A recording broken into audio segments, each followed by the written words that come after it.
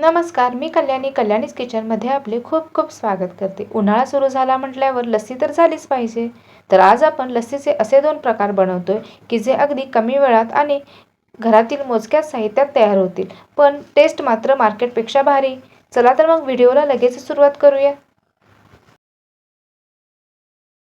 इथं लस्सी करण्यासाठी आपण घट्ट असं दही घेतलेलं आहे आणि हे दही आपण अशा पद्धतीच्या खोलगट भांड्यामध्ये घ्यायचं आहे की ज्यामुळे आपल्याला दही छान असं फेटता येतं. तर अशा प्रकारे विस्करणी मी हे दही 5 ते 6 मिनिटे फेटून घेतलेलं आहे. लस्सीसाठी दही जितकं छान फेटता येतं तितकं फेटून घ्यायचं की ज्यामुळे दह्याला छान असं टेक्स्चर येतं आणि अशी स्मूथ अशी आपली लस्सी तयार होते. दही इथं 5 ते 6 मिनिटं छान असं फेटून झालेलं आहे. दह्याला छान असं स्मूथ असं टेक्स्चर आलेलं आहे. इथं तुम्ही पाहू शकता. आता यामध्ये आपण कन्सिस्टन्सी ॲडजस्ट करण्यासाठी अगदी थोडंसं हे दही पातळ करण्यासाठी यामध्ये आपण एक अर्धी वाटी पाणी घालणार आहोत. लस्सी खूप जास्त अशी घट्टसर दाटसर अशी ठेवायची नाही. थोडंसं त्यामध्ये पाणी घालून छान आपल्याला पिता येईल एवढी अशी पातळ थोडीशी करायची. इथं मी थंडगार असं पाणी घेतलेलं आहे. तुम्ही आईस क्यूबसुद्धा घालू शकतात. इथं पाणी घालून आपण छान असं परत याला 1-2 मिनिटे छान असं फेटून घेतलेलं आहे की ज्यामुळे पाणी आणि दही छान असं एकसंध होईल. अगदीच खूप जास्त अशी पातळ लस्सी करायची नाही. तर अशा प्रकारे चमच्यातून अशी पडली पाहिजे म्हणजे आपल्याला ग्लासमधून अगदी व्यवस्थित पिता येईल इतपत ही पातळ करायची आहे. तर इथं आता यामध्ये आपण लस्सी छान अशी गोड करण्यासाठी इथं मी पिठी साखर घेतलेली आहे. 3 चमचे पिठी साखर घेतलेली आहे. तुम्ही तुमच्या आवडीनुसार गोडाचे प्रमाण ठेवून साखरेचा वापर करायचा आहे. पण साखर न वापरता अशा प्रकारे पिठी साखरच वापरायची. पिठी साखर बारीक करतानाच मी यामध्ये वेलचीसुद्धा घातलेली आहे आणि जर आपण साखर घातली तर साखरेमुळे लस्सी पातळ होते. साखर विरघळायला सुद्धा वेळ लागतो आणि साखर विरघळली की लस्सीचं आपल्याला टेक्स्चर समजत नाही. त्यामुळे लस्सी जास्तच पातळ होते. म्हणून अशा प्रकारे पिठी साखरच वापरायची आहे. तर पिठी साखरसुद्धा आपण छान अशी मिक्स करून घेतलेली आहे.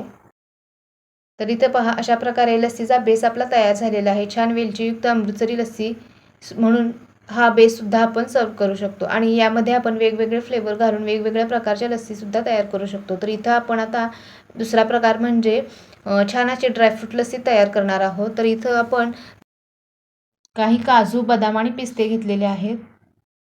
आपण हे ड्रायफ्रूट्स 1 तासभर गरम पाण्यामध्ये भिजत ठेवले होते आणि आता त्याची बदामाची आपण साल काढून घेतलेली आहे आणि हे मिक्सरमध्ये अशा प्रकारे जाडसर असं वाटून घेतलेलं.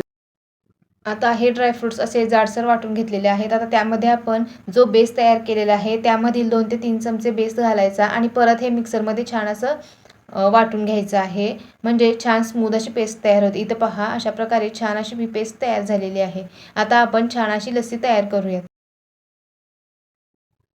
चला तर मग छान अशी थंडगार लस्सी सर्व्ह करूया. तर इथं आपण ड्रायफ्रूट्स आणि लस्सीचा जो बेस मिक्सरमध्ये बारीक करून घेतलेला आहे तो एका ग्लासमध्ये पहिल्यांदा घालून घेऊयात आणि आता आपण जो राहिलेला बेस आहे तो अशा प्रकारे या ग्लासमध्ये घालायचा आहे आणि दुसऱ्या ग्लासमध्ये छान प्लेन अशी वेलचीयुक्त अमृतसरी लस्सी आपण सर्व्ह करणार आहोत. लस्सी ग्लासमध्ये पूर्णपणे घातल्यानंतर आता यावर आपण दुधावरची साय अशी बाजूला काढून ठेवली होती ती यामध्ये घालायची आहे की ज्यामुळे लस्सी पिता पिता खातासुद्धा येईल. तर पहा अशा प्रकारे छान अशी दुधावरची साय याच्यापेक्षा जास्तसुद्धा तुम्ही घालू शकता.